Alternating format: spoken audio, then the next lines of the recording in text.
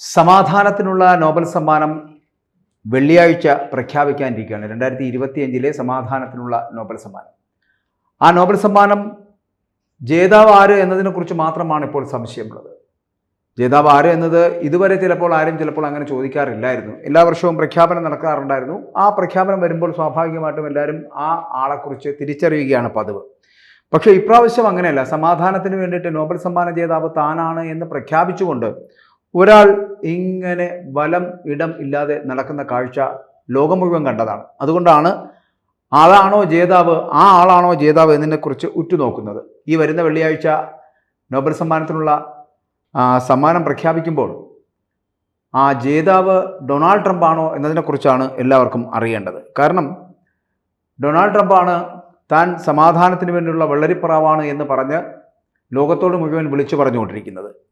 അതുകൊണ്ടാണല്ലോ വളരെ പെട്ടെന്ന് മറ്റൊന്നും നോക്കാതെ വെച്ച് താമസിപ്പിക്കാതെ താൻ മുന്നോട്ട് വെച്ച 20 സമാധാന ഉടമ്പടി അല്ലെങ്കിൽ സമാധാന പദ്ധതിയിൽ വളരെ പെട്ടെന്ന് തന്നെ തീരുമാനമെടുക്കണമെന്ന് പറഞ്ഞുകൊണ്ട് ഹമാസിന് മുന്നറിയിപ്പ് നൽകുന്ന കാഴ്ച നമ്മൾ കഴിഞ്ഞ ദിവസം കണ്ടതാണ്.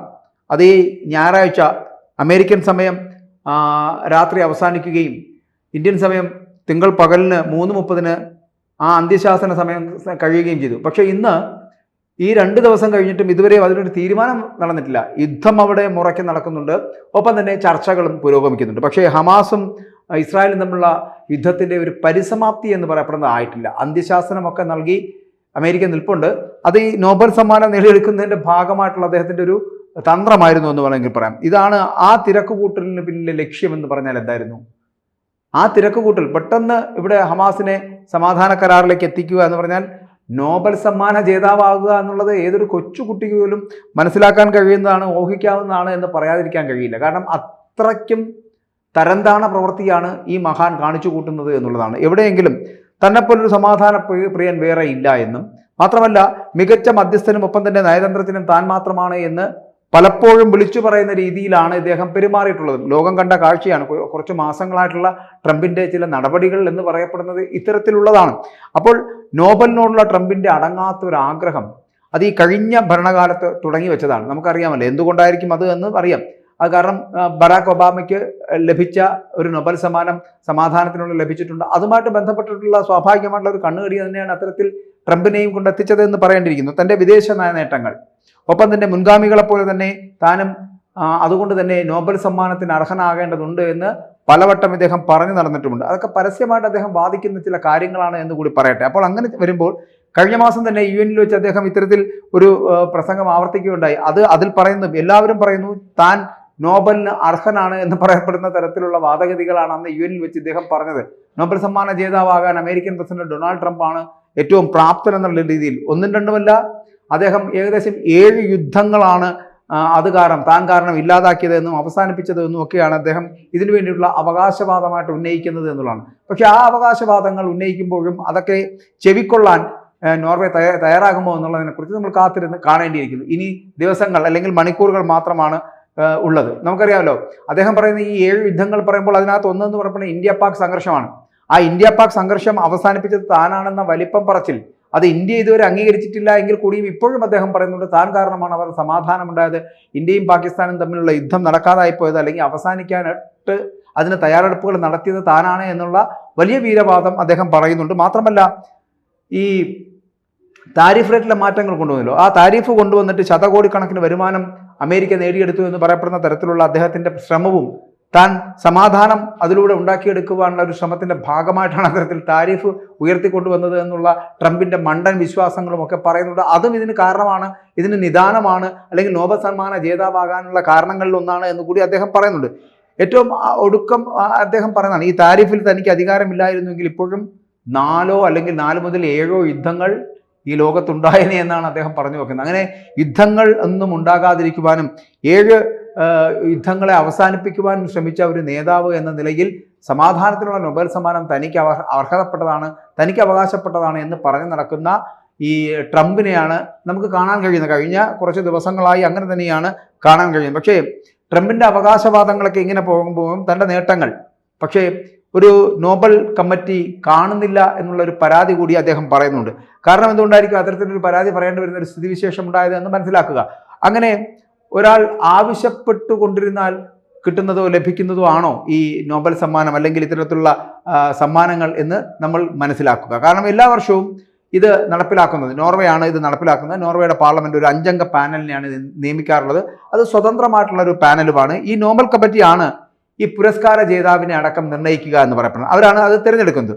അപ്പോൾ ഇത് വളരെ അതീവ രഹസ്യാത്മകമായിട്ടായിരിക്കും ഈ പരിപാടികളൊക്കെ നടക്കുക എന്നുള്ളത്. ഏകദേശം 100 കണക്കിന് വ്യക്തികളും സംഘടനകളും ഒക്കെ അവരുടെ നോമിനേഷനുകൾ ഇതുമായിട്ട് ബന്ധപ്പെട്ട് നോർവേയിലേക്ക് അയച്ചു കൊടുക്കാറുണ്ട്. ഓരോ രാജ്യത്തലവന്മാർക്കും പാർലമെന്റിനും സർവകലാശാല പ്രൊഫസർമാർക്കും ഒക്കെ നമുക്കറിയാം മുൻപ് ഇതുപോലെ നോബൽ സമ്മാന ജേതാക്കളായിട്ടുള്ള വലിയ വലിയ രത്നങ്ങളായിരുന്നു അത്തരത്തിലുള്ള മഹാന്മാരെന്ന് പറയപ്പെടുന്നത്. അങ്ങനെയുള്ളവർക്കാണ് ഇതിനകത്ത് നാമനിർദ്ദേശം നടത്താൻ തന്നെ കഴിയുക എന്ന് പറഞ്ഞാൽ. ഈ വർഷം എനിക്ക് തോന്നുന്നു ഏകദേശം 338ഓളം വരുന്ന നാമനിർദ്ദേശങ്ങൾ വന്നിട്ടുണ്ട്. നാമനിർദ്ദേശം റിപ്പോർട്ട് ചെയ്തിട്ടുണ്ട് എന്നുള്ളതാണ് റിപ്പോർട്ട് എന്ന് പറയപ്പെടുന്നത്. സ്വന്തം പേര് പറഞ്ഞ് നടക്കുന്ന ഈ ട്രംപിൻ്റെ പേരുൾപ്പെടെ വളരെ കുറച്ച് ആളുകളുടെ പേരുകൾ മാത്രമാണ് ഇപ്പോൾ പുറത്തു വന്നിട്ടുള്ളത്. 2018 മുതൽ ഈ ട്രംപ് ഇതുമായിട്ട് ബന്ധപ്പെട്ടിട്ട് ഈ ട്രംപിൻ്റെ പേര് നിർദ്ദേശിക്കപ്പെട്ടുകൊണ്ടിരിക്കുന്നു എന്നാണ് പറയപ്പെടുന്നത്. കാരണം പക്ഷേ ഇതുമായി ബന്ധപ്പെട്ട് ഇന്ന് വരെ ഇദ്ദേഹത്തിന് ഈ സമാധാനത്തിലുള്ള നോബൽ സമ്മാനം ലഭിച്ചിട്ടില്ല എന്നുള്ളത് വസ്തുതയാണ്. പക്ഷേ പറയട്ടെ, ഈ ഫെബ്രുവരി 1-നാണ് ഈ വർഷത്തെ നാമനിർദ്ദേശം സമർപ്പിക്കുവാനുള്ള അവസാന തീയതി എന്ന് പറയപ്പെടുന്നത്. അതായത് ഈ പാകിസ്ഥാന്റെയും ഇസ്രായേലിൻ്റെയും ഒപ്പം തന്നെ കംബോഡിയയുടെയൊക്കെ നാമനിർദ്ദേശങ്ങൾ ഇത്തവണത്തെ പുരസ്കാരത്തിന് ഇതുമായിട്ട് ബന്ധപ്പെട്ട് പരിഗണിക്കില്ല എന്നുള്ളതാണ് സാരം.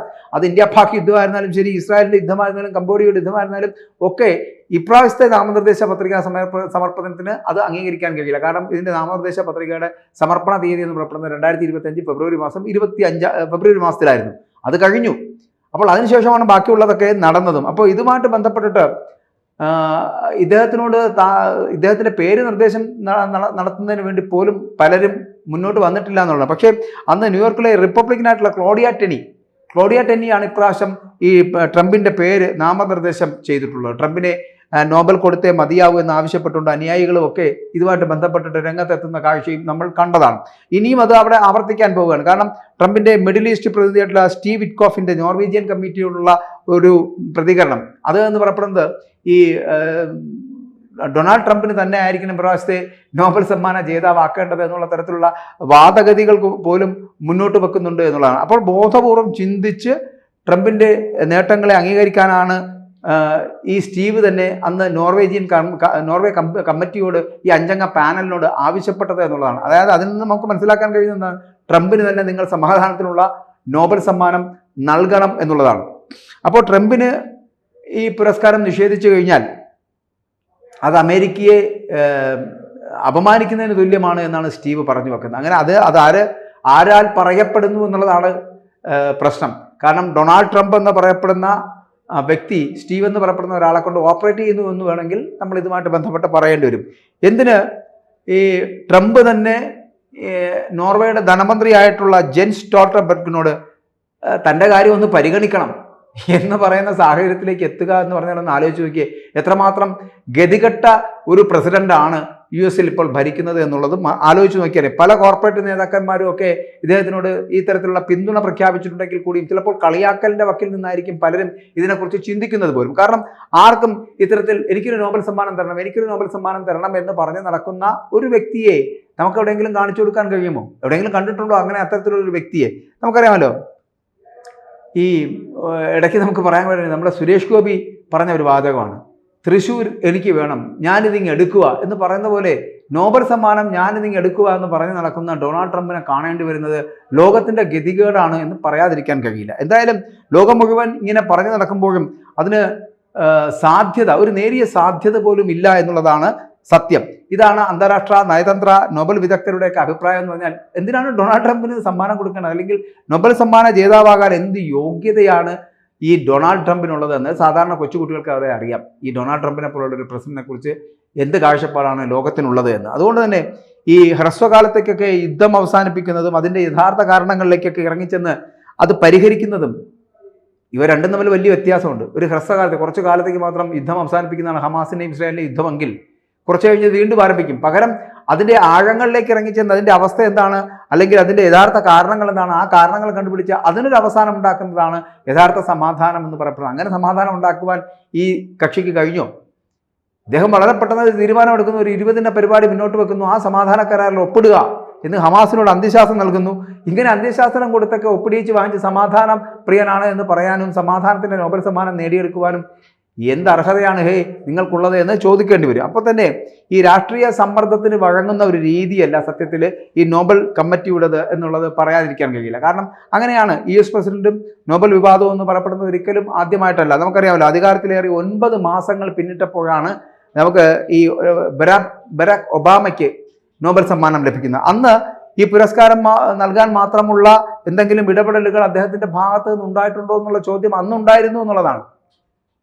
ഈ ബരാക് ഒബാമയെ പോലെ അല്ല ഒരിക്കലും ഡൊണാൾഡ് ട്രംപ്, എങ്കിൽ കൂടിയും ബരാക് ഒബാമയ്ക്ക് കൊടുത്തപ്പോഴും അത്തരത്തിലുള്ള നിശിതമായ വിമർശനങ്ങൾ ഉണ്ടായിരുന്നു എന്നുള്ളതാണ്.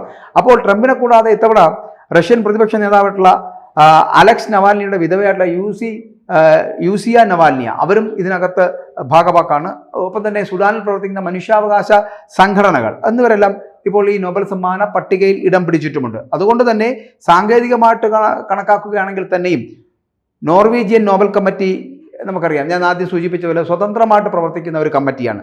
പക്ഷേ ഇതിൻ്റെ പേരിൽ പലപ്പോഴും ഈ സർക്കാർ പലപ്പോഴും നയതന്ത്ര പ്രതിസന്ധികൾ പലപ്പോഴും നേരിടേണ്ടി വന്നിട്ടുണ്ട് എന്നുള്ളത്. അതിനാൽ തന്നെ ഇത്തവണയും ഈ ട്രംപിൻ്റെ നോബൽ സമ്മാനം എന്നുള്ളത് ഒരു സ്വപ്നമായിട്ട് അവശേഷിപ്പിക്കാൻ ഇടയില്ല. ഇല്ലെങ്കിൽ തന്നെ വാഷിങ്ടണിൽ നിന്നുണ്ടാകാനിടയുള്ള തിരിച്ചടികൾ അത് ഭയന്നുകൊണ്ട് ഏതെങ്കിലും തരത്തിൽ ഒരു സമീപനം ട്രംപിന് കൊടുക്കുന്ന തരത്തിലേക്ക് ഉണ്ടാകുമോ എന്നൊക്കെ ആശങ്കാകുലരാണ് ലോകമെന്ന് പറയപ്പെടുന്നത്. കാരണം ട്രംപിനെ പോലുള്ള ആൾക്ക് ഒരു സമ്മാനം കൊടുക്കുക എന്ന് പറഞ്ഞാൽ നമുക്ക് വിശ്വസിക്കാൻ കഴിയുന്ന കാര്യമല്ല. നമുക്ക് ഇതിനു മുമ്പ് ട്രംപുമായിട്ട് ബന്ധപ്പെട്ടിരുന്ന മറ്റൊരു വിഷയം എന്ന് പറഞ്ഞാൽ ബൈഡൻ്റെ വിജയമാണ്.